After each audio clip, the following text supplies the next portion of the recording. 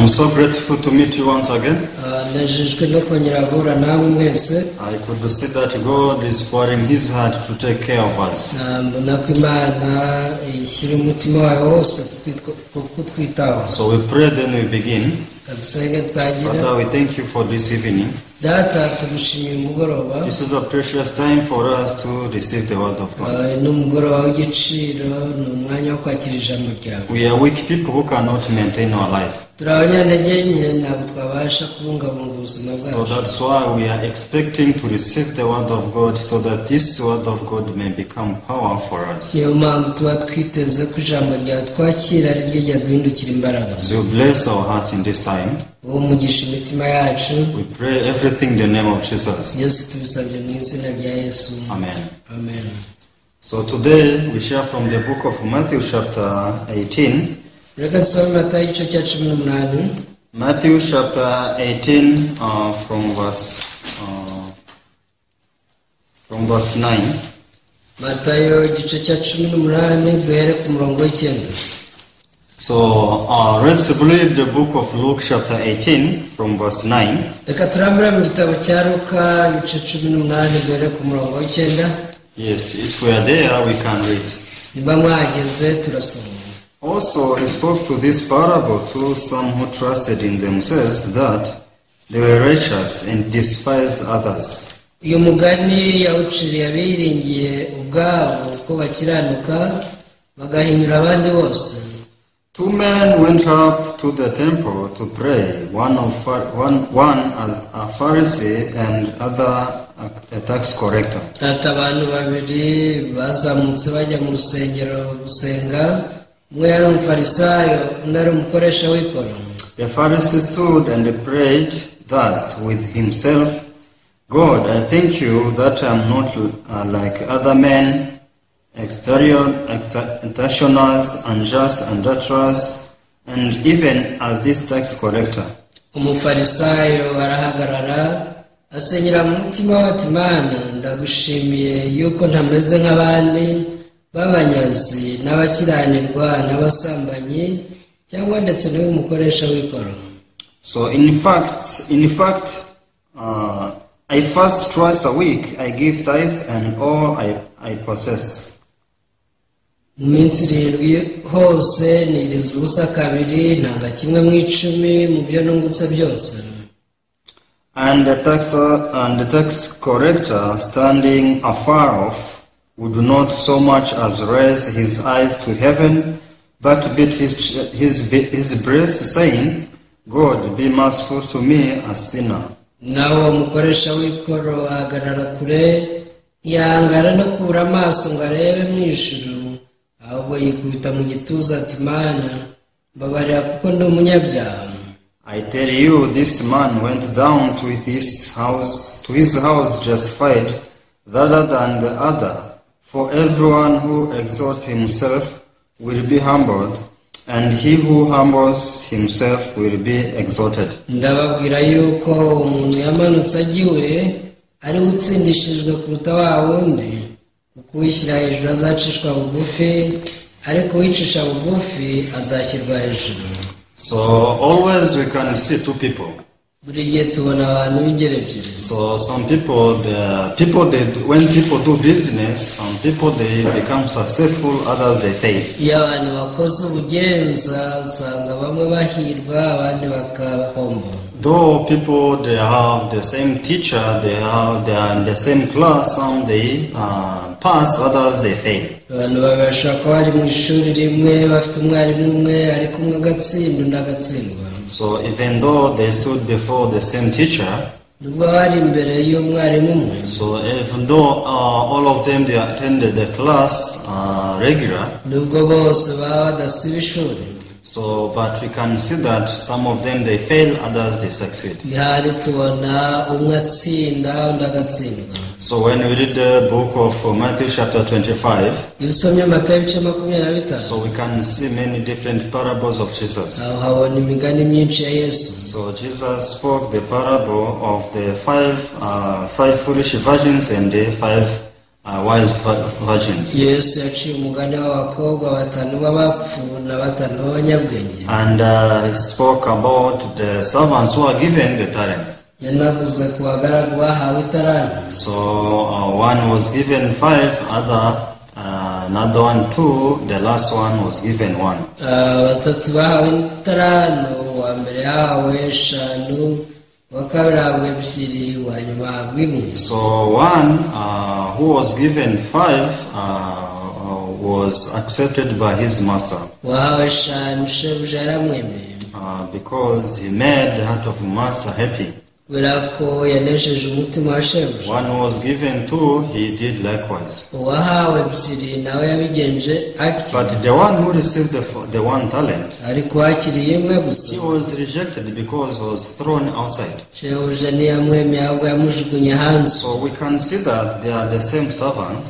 Turabona ari abagaragu bamwe, They were given the talent, bose bahawe but italanto. we can see that one was accepted, other was rejected. Ariko dore ubwo yaremewe undi arangwa. So 5 foolish virgins were rejected, the 5 wise virgins were accepted. Abakobwa batanu b'abapfu bahejejwe hanze, batanu b'abanyabwenge bakirwamo So imbere. what we can say that people who failed, it's because they normally live with the mind to fail. Rero ibyo tubona ni uko abantu batsindwa baba batoya babana n'imyumvire ibajyana mu So gutsindwa. people who succeed is because they live with the mindset to succeed. Ariko n'abahirwa nabo ni uko babana n'imyumvire ibajyana nk'uko gutsindwa. So 5 foolish virgins, they were rejected because they were living with the mindset to be rejected. Abakobwa batanu b'abapfu baranzwe kubera ko babanaga n'umutima n'imyumvire yo kwangwa.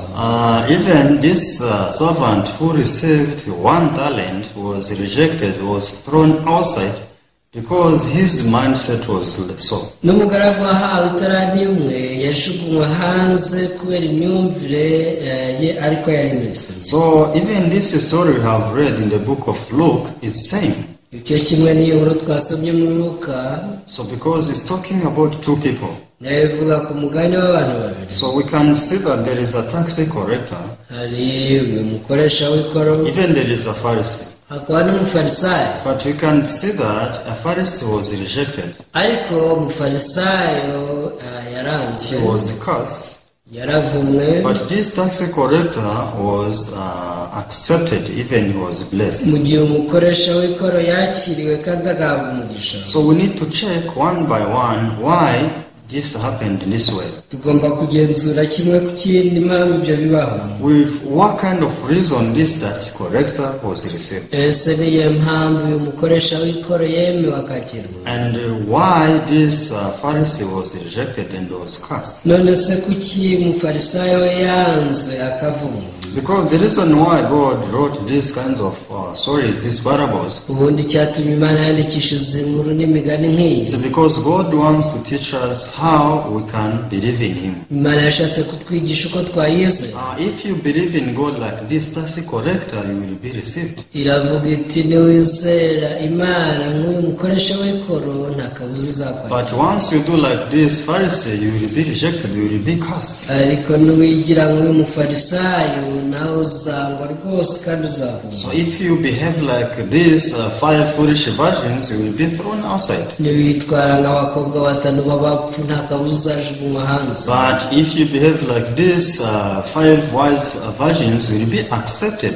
Ariko niwitwara nk'abakobwa batanu b'abanyabwenge nta kabuza uzinjizwa. So we need to know the true heart of these 5 wise virgins. Tugomba kumenya umutima w'aba bakobwa batanu b'abanyabwenge neza. And we need to know what kind of heart, why these 5 foolish of them were rejected. Ariko nanone tukamenya ngo kubera icyo aba bakobwa batanu b'abapfu banzwe bagahezwa hanze. So what kind of heart was in this tax collector for him to be Ese received? umukoresha w'ikoro yari afite umutima umeze ute kugira ngo yemerwe? Because without knowing this, we'll just say that, I know the story in the book of Luke chapter 18, talking about the Pharisee and the tax collector. Mu by'ukuri tutabimenye tuzavuga tuti tuzi inkuru iri muri Luka ibice 18 ni umugani uvuga ku mufarisayo n'umukoresha w'ikoro gusa. The tax collector was received, but the Pharisee was rejected. Tuzavuga tuti umukoresha w'ikoro yarakiriwe aratsindishirizwa, ariko umufarisayo arangwa. Because if we don't find the clear heart of God through this story, turamutse tutatawe umutima w'Imana nyawo muri iyi nkuru, so we will be like this Pharisee. nta kabuza tuzaba nk'uyu mufarisayo. We believe in God as this Pharisee. Tuzizera Imana nk'uyu mufarisayo. So what's wrong with this Pharisee? None si umufarisayo yari afite ikihe kibazo? So in the beginning, it seems that this Pharisee, he believed in God well. Bigitangira byasaga nawe uyu mufarisayo yizera Imana neza, Because he went up on the mountain and he started to confess before God. yagiye ku musozi atangira kwaturira Imana. Lord, you know me very well. aravuga ati Imana uranzi neza, So I worship you daily. ngewe musenga buri munsi, I do fasting every week. niyiriza buri cyumweru, I give offering and tithe very well. nanga amaturo n'icya 10 neza, I don't skip. sinjya nsiba. So everything I have, I give tithe and offering. ibyo mfite byose mbitangira icya 10 ngatanga n'amaturo. I'm not a bad person like others. sindi mubi nk'abandi. So because when you read this verse 11, Bible says, the Pharisee stood and prayed thus with himself, God, I thank you that I am not like other men, extortioners, unjust, adulterers, and even as this tax collector. Murongo wa 11 ni uvuga ngo umufarisayo arahagarara asengera mu mutima we ati, Mana, ndagushimiye yuko nameze nk'abandi b'abanyazi n'abakiranirwa n'abasambanyi cyangwa ndetse n'uyu mukoresha w'ikoro. So this man is describing himself. uyu mufarisayo arimo yihamya. God, you know me. ati Mana uranzi, I'm not like other men. simeze nk'abandi bantu, Even I'm not like this evil tax collector. ntabwo meze nk'uyu mukoresha w'ikoro mubi. So when you read the Bible, how Bible describes the Pharisee, iyo usomye biri kugaragaza umufarisayo. a Pharisee was a man who was believing in God very well. umufarisayo yari umuntu wizera Imana cyane. He was trying to keep the law very well. yageragezaga kubahiriza amategeko neza So he was cyane, trying to show the kindness very well. akagerageza kugaragaza ubugwaneza neza. So he knew all the commandments and the laws of God. yarazi amategeko yose y'Imana. So we can see that the Pharisee was a man who was sitting on the chair of Moses. tubona ko abafarisayo ni abantu bari bicaye ku ntebe ya Mose, But the problem was one. ariko bari bafite ikibazo. Yes, they are believing in God, but they are believing in God according to their standard. nibyo bizeraga Imana ariko bakayizera mu ishingiro ryabo. These people, they used only to check on their side. abo bajyaga birebaho gusa, They couldn't check on the side of God whether God is pleased with them or not. ntibajyaga bareba ku ruhande rw'Imana ngo barebe niba Imana ibishimira cyangwa itabishimira. They could decide by themselves according to how they see themselves. bajyaga banzura ibintu byose uko babireba. So this is how this man was standing before God. ukuri ko n'uyu muntu yari ahagaze imbere y'Imana. So as a man who did in this way, how can God reject him? ese umuntu nk'uyu nguyu ni gute Imana yamwanga? How can God compare me? How can God receive this tax collector and reject me? yaribwiraga ati Imana yakwakira umukoresha w'ikoro gute ngewe kanyamagana? I will be received ni hahandi izanyakira, because I did everything possible. ni igihe wakoze iyo bwabaga. I sacrificed myself. naritanze I sacrificed my money, my time. amafaranga yanjye, I igihe cyanjye, sacrificed everything for the sake of the ibintu word of God. byose nabihebeye ijambo ry'Imana. So when he counted this for him to be blessed by God, iyo yafataga ibi ngibi ko ari byo bizatuma ahabwa umugisha n'Imana, so he could boast on himself saying, I'm different from others. byatumaga yiyemera gusa akavuga ati rwose ntandukanye So, n'abantu. but this Pharisee had one problem. ariko uyu mufarisayo yari afite ikibazo He kimwe. never knew how God judges us. ntiyigeze amenya uko Imana iducira Because urubanza. when you read the Bible, the way God judges people according to their origin, iyo usomye biri uko Imana icira abantu urubanza bitewe n'inkomoko yabo, there is no man who can dare to stand before God as this Pharisee. nta muntu n'umwe wahangara guhagarara imbere y'Imana nk'uko uyu mufarisayo yabigenza. One day I was surprised when I was reading the book of Mika. umunsi umwe naratangaye ubwo nasomaga igitabo cya Mika. So when I was reading this book, ubwo nagisomaga Mika chapter 7 verse 4. Mika igice cya 7:4. Yes, we can read this book. Reka turebe iki gitabo.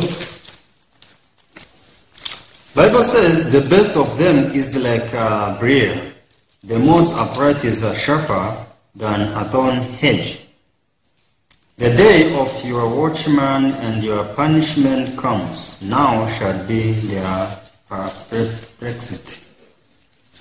Mika igice cya 7:4 uravuga ngo umwiza wo muri bo ameze nk'igitovu, urushaho kuba intungane arutwa n'uruzitiro rw'amahwa. Umunsi wavuzwe n'abarinzi bawe ari wo guhorwa kwawe urageze, noneho barumiwe. So I want to repeat it 2 words. Reka nsubiremo aya magambo. Bible is saying the best of them is like a briar. Biraba umwiza wo mu bantu ameze nk'igitovu. The most upright is a sharper than a thorn hedge. Ariko urushaho kuba intungane we arutwa n'uruzitiro rw'amahwa. So what do you say about this? Nese bivugaho icyo. So this is how God is seeing me, is seeing you. Uku niko Imana imbona ni nako kubona. This is how God can see this Pharisee. Uku ni nako yabonaga uyu But mufarisayo. how does this Pharisee is seeing himself? Ariko umufarisayo we yibonaga ate? He is different from this judgment of God. Yari atandukanye rwose niba Imana ivuga. There is the best of them. Hari urushaho kuba intungane. There is the most upright person. Umuntu urushaho ahandi kuba intungane. But this best one is like a briar. Uyu nguyu ngo arutwa n'uruzitiro rw'amahwa. This person who is most upright among others is like sharper than a thorn. Urusha abandi kuba intungane arutwa n'uruzitiro rw'amahwa. So how can you boast on yourself before God? I did this, and because of this I'm good. Nubwo wari wiyemera imbere y'Imana ngo nakoze ibi n'ibi kubera ibyo ngibyo ndi umuntu mwiza. So we can see that the reason why this Pharisee was rejected is because he wanted to be justified by his works. Tubasha kubona ko cyatumye umufarisayo yangwa ariko yashaka kwitsindishiriza mu mirimo. But what is the heart of God? The heart of God is for everyone to be justified by the works of Jesus. Ariko si umutima w'Imana wari uwuhe, ni uko abantu bose batsindishirizwa n'imirimo ya Yesu. Originally we are so evil. Mu by'ukuri inkomoko yacu ni mbi. We are so dirty. Turi babi turahindanye. We can't change this. Ibi ntabwo twabihindura. This is how it is. We are. Uku niko tumeze. So anyone who may try to change his nature cannot succeed. Umuntu wese wagerageza guhindura kamero ke ntabwo yabigeraho. So what we need to do is just receiving how we are. Icyo tuba tugomba kwakira ni ukwiyakira uko tumeze. Is to change our mind and we say that, Lord, if I'm like this, I'm worthy to be destroyed. Ni uguhindura imyumvire yacu tukavuga ati Imana nimba ari uko nteye mu by'ukuri kuba narimbuka nibyo binkwiriye. For sure many people they live spiritual life like this Pharisee. Mu by'ukuri abantu benshi baha ubuzima bw'umwuka nk'uyu mufarisayo. Because as long as people go on, they go to church. Iyo abantu bakivuka bajyanwa mu nsengero. They start to serve God bagatangira gukorera in their Imana young age. bakiri bato. As they grown up, iyo bakuze they increase their good works. ibyiza byabo batangira kubyongera. They try to decorate themselves. bagerageza kwitaka. They don't want the evil things of them to be revealed. bashaka ibibi byabo bigaragarira They abandi. try to cover themselves. bagerageza kubitwikira. So they judge themselves to be good people before God. usanga bicira urubanza ko ari abantu beza imbere y'Imana. But do you think what you are hiding in your heart God cannot see? hasi byisha mu mutima wawe utekereza ko Imana nayo itabibona. So there is nothing you can hide in the eyes of God. imbere y'Imana nta kintu gihishwa. Because in the eyes of God, all of us we are like naked people. twese imbere y'Imana turi abantu bambaye ubusa. But we think that God cannot see what we are hiding. ariko dutekereza ko ibyo duhisha hari Imana nayo itabibona. So we have to know that even what we think to be good in our eyes, in the eyes of God, is so that it's so filthy. ujye umenya ngo n'ibyo utekereza ko ari byiza mu maso y'Imana n'ibibi birahindanye. But this Pharisee was trying to bring everything he did to God. ariko uyu mufarisayo agerageza gufata ibyo yakoze byose akabizanira Imana. So imagine if you want to please someone who does not eat meat and you're trying to give him meat. Sanotekereza uramutse ugerageje kuha umuntu inyama kuko zikunezeza kandi wenda batazirya. Actually, someone who does not eat meat, utarya inyama, whenever he feels the smell of meat, he vomits. niyo yumvisha impumuro yazo agira isesemi. So he doesn't like to join the party where they prepared meat. Ntabashaka no kujya mu birori byashyizwemo inyama. So if you try to praise this man and you cook delicious meat and you give it to him,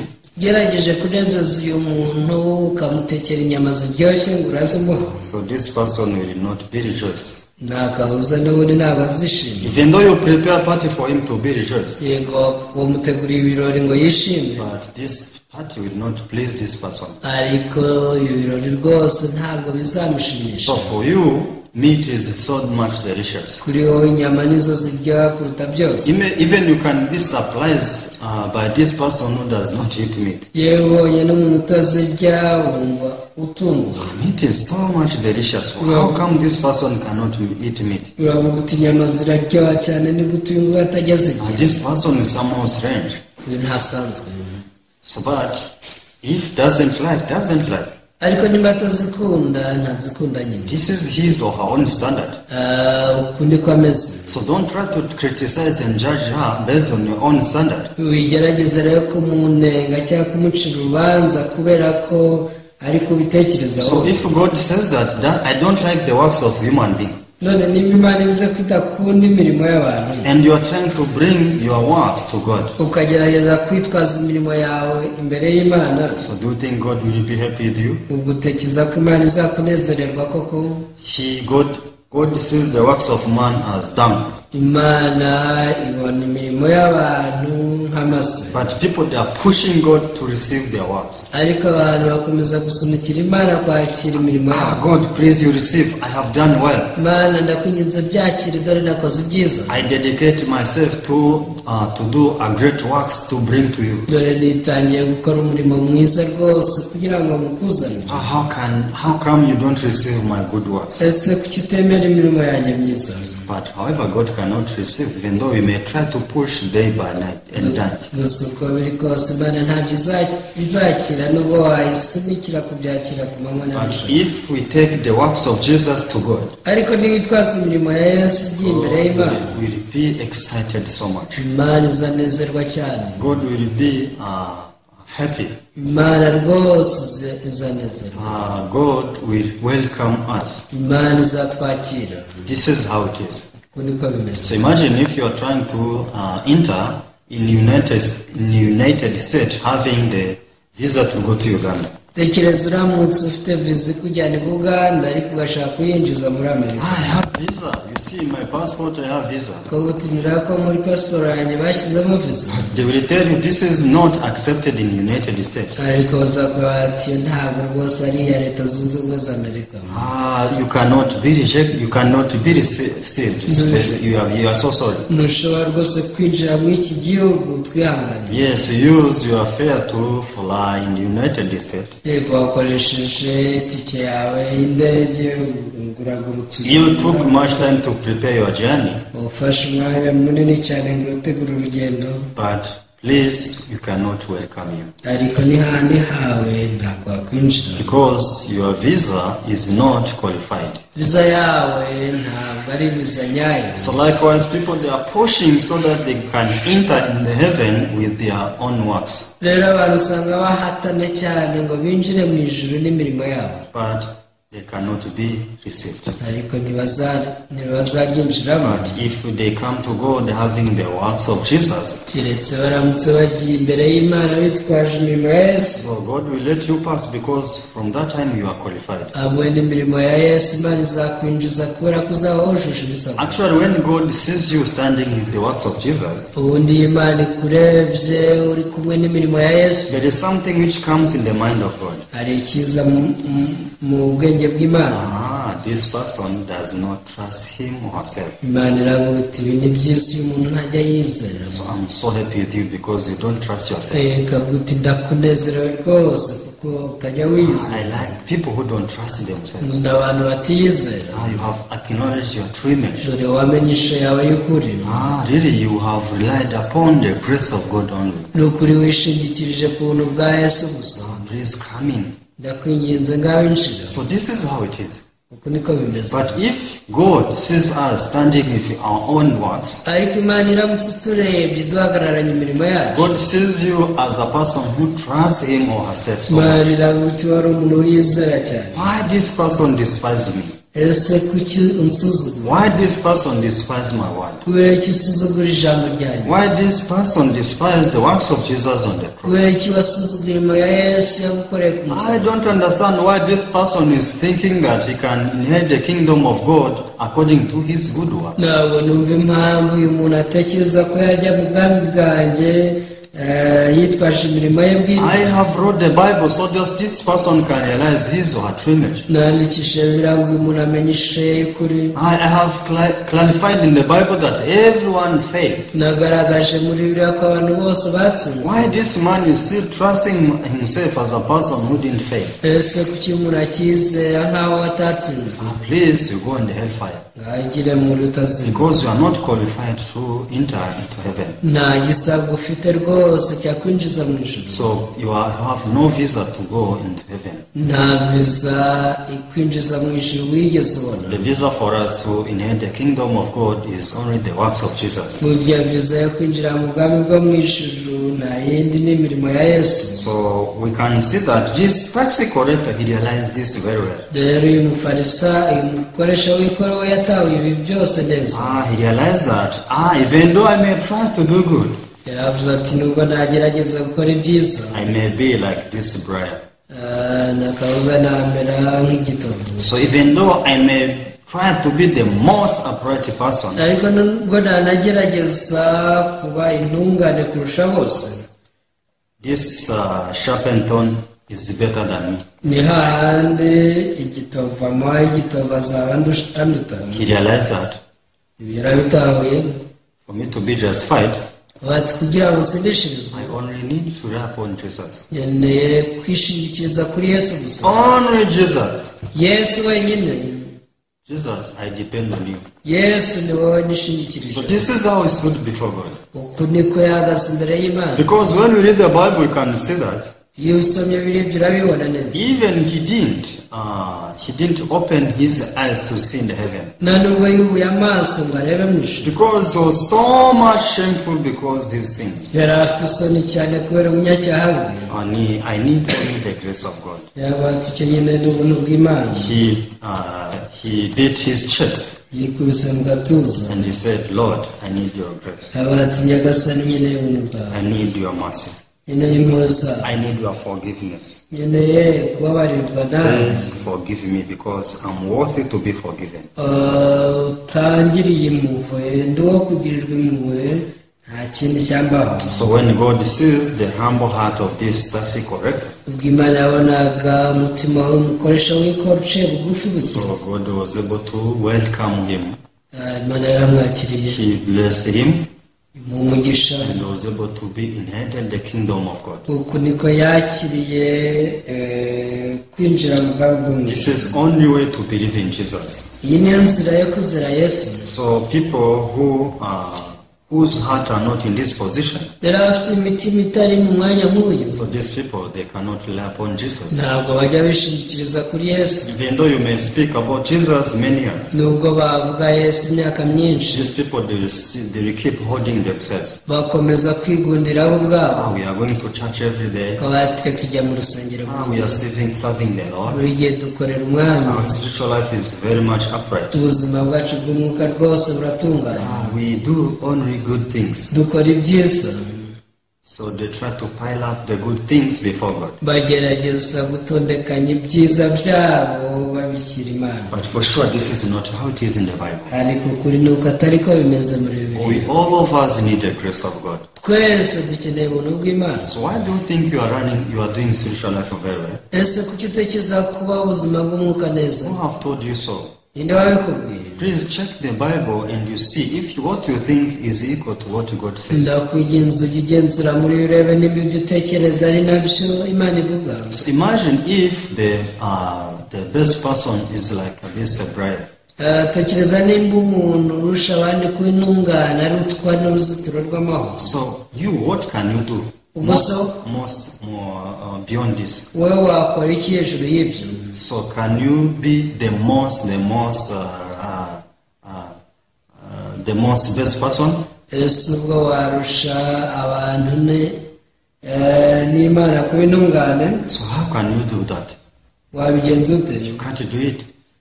ntabyo washobora. Only in the way of Jesus. mu nzira ya Yesu honyine. So God wants us to put aside everything of ours and Jesus remain.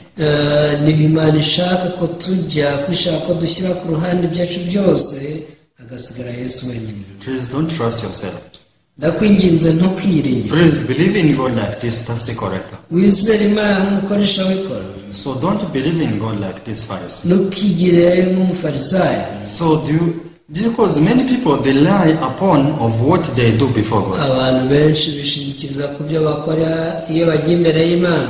Who told you your offering can justify you? ariko se ninde wakubwiye ko gutanga amaturo cyangwa icyacumi byagutsindishiriza? So I don't prevent you. I'm not preventing you to give offering and tithe. ntabwo mubwiye ngo ntugatange amaturo cyangwa ngo utange icyacumi. But don't lie upon that. ariko uramenya ibyo bintu ntuzabyishingikirijeho. Because even if you give all possessions you have to God, nubwo watanga ibyo utunze byose uzi ko ubihaye Imana, you cannot be accepted by niyo God. handi ntabwo ari byo byatuma So utsindishiriza. do you think God can replace Jesus of what you have? ese utekereza ko Imana izasimbuza Yesu ibyo ufite? No. oya, This cannot be. ibi ntibishoboka. Because everything of ours cannot justify us. ibyacu byose nta na kimwe kirimo cyadutsindishiriza. God cannot despise the cross of Jesus. ntabwo Imana izigera isuzugura umusaraba wa Yesu. This cannot be. ibi ntibishoboka. So I want us together to read the book of Titus, chapter 3, verse 5. ndashaka twese dusomera hamwe Tito igice cya 3:5. Yes, let's read this book, Titus, chapter 3, verse 5. igitabo cya Tito ibice 3:5. Let's read together. turasomere hamwe. Not by works of righteousness which we have done, but according to his mercy he saved us through the washing of regeneration and renewing of the Holy Spirit. Tito ibice 3:5. iradukiza itabitewe n'imirimo yo gukiranuka twakoze, ahubwo kubw'imbabazi zayo dukirisha kuhagirwa, ariko kubyarwa ubwa kabiri ikadukirisha no guhindurwa bashya n'umwuka wera. Yes, I like this verse so much. umurongo ndawukunda cyane. Not by works of righteousness which we have done, iradukiza itabitewe n'imirimo yo gukiranuka twakoze, but according to his mercy he saved us. ahubwo kubw'imbabazi zayo dukirisha kuhagirwa. So I'm so much excited by this verse. iri jambo uyu murongo unkoraho cyane. Not by the righteousness of our works. si ugukiranuka kw'imirimo yacu. No way. oya, Only by his mercy. ahubwo n'impuhwe zayo. If you think that you are doing well before God, uramutekereje ko nta kibazo ufite imbere y'Imana? do you think you need mercy from him? ese ubwo urumva ukeneye impuhwe z'Imana koko? So no, you don't need the mercy from God. icyo gihe ntabwo ukeneye kugirirwa impuhwe. So you are a person who is ready to be saved by your own works. uri umuntu rwose witeguye gukizwa n'imirimo yawe, nawe wagira abandi impuhwe. Do you know how your works will save you? ese waba uzi ko imirimo yawe yagukiza?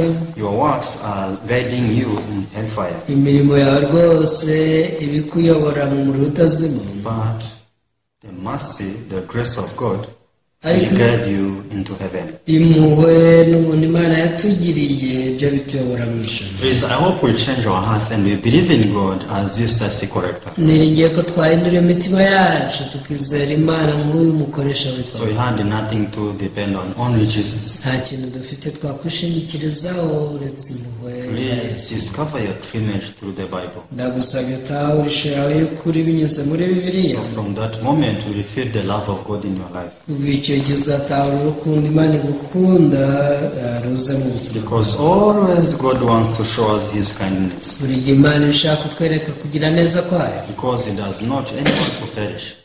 ntishaka ko hari n'umwe warimo. That's why He prepared this new way for us through Jesus Christ. ibi byatumye dutegura iyi nzira nshya binyuze muri Yesu So I Kristo. hope you believe in God in this way. ndiringira ko twizera Imana mu Just change your mind a bit. hindura imyumvire yawe ho gato. Everything will be possible. ibintu byose bizahita bishoboka. Everything will be perfect in your life. byose bizatungana.